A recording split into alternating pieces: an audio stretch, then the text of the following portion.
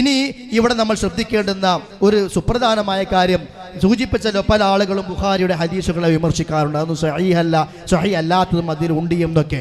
ലോകത്ത് കഴിഞ്ഞു പോയ ഹദീസിനെ കുറിച്ച് പഠിച്ച, ഹദീസുകളെ കുറിച്ച് മനസ്സിലാക്കിയ പണ്ഡിതന്മാർ പറഞ്ഞ കാര്യം ഇമാം നവവി റഹ്മത്തുള്ളാഹി അലൈഹി പറയാണ്, ഇത്തഫഖൽ ഉലമാഉ, ഉലമാക്കളുടെ ഇത്തിഫാഖുണ്ട്. ഇത്തിഫാഖ് എന്ന് പറഞ്ഞാൽ അഭിപ്രായ വ്യത്യാസം ഇല്ലാത്ത വിഷയം എന്നാ ഇമാം നവവിയാണ് പറയുന്നത്. എന്താ?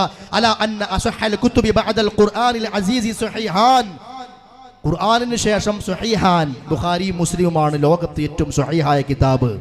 വതലഖത്ഹൽ ഉമ്മത്തു ബിൽ ഖബൂൽ, കാലഘട്ടങ്ങൾ സമൂഹങ്ങൾ സ്വീകാര്യതയോടുകൂടി അതിനെ അംഗീകരിച്ചു പോന്നിട്ടുണ്ട്. ഇമാം ദഹബി പറയാണ്, വഅമ്മാ ജാമിഉൽ ബുഖാരി സ്വഹീഹ് ഫഅജല്ലു കുതുബിൽ ഇസ്ലാമി വഅഫ്ളലിഹാ, ഇസ്ലാമിൽ രചിക്കപ്പെട്ട ഗ്രന്ഥങ്ങളിൽ ഏറ്റവും അഫ്ളലായ കിതാബ് ഇമാം ബുഖാരിയുടെ കിതാബാണ് എന്ന് ഇമാം ദഹബി പറയുന്നു.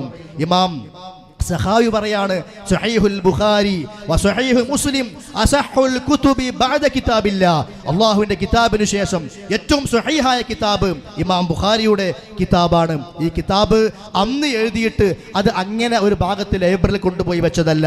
ഓരോ കാലഘട്ടങ്ങളിലും അതിന്റെ ശറഹുകൾ ഇറങ്ങിയിട്ടുണ്ട്, അതിന്റെ വിശദീകരണങ്ങൾ ഇറങ്ങിയിട്ടുണ്ട്, പണ്ഡിതന്മാർ ചർച്ചാ വിധേയമാക്കിയിട്ടുണ്ട്.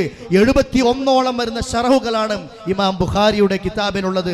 അതിൽപ്പെട്ട പ്രധാന കിതാബുകളാണ് ഫത്ഹുൽ ബാരി ബിശറഹി സ്വഹീഹിൽ ബുഖാരി, അതായത് ഇബ്നു ഹജർ അസ്ഖലാനിയുടെ കിതാബ്, അതേപോലെ തന്നെ ഉംദത്തുൽ ഖാരി ഇമാം ഐനിയുടെ കിതാബ്, ഇർഷാദുസ് സാരി ഇമാം ഖസ്തലാനിയുടെ കിതാബ്, അതേപോലെ തന്നെ വേറെയും ചില പണ്ഡിതന്മാർ അൽ കൗകബുദ്ദറാരി, ലാമിഉദ്ദറാരി എന്നൊക്കെ പേരിൽ ഷറഹു ബുഖാരിയുടെ കിതാബിന് ഒരുപാട് ഷറഹുകൾ പിൽക്കാലഘട്ടത്തിൽ പണ്ഡിതന്മാർ എഴുതി.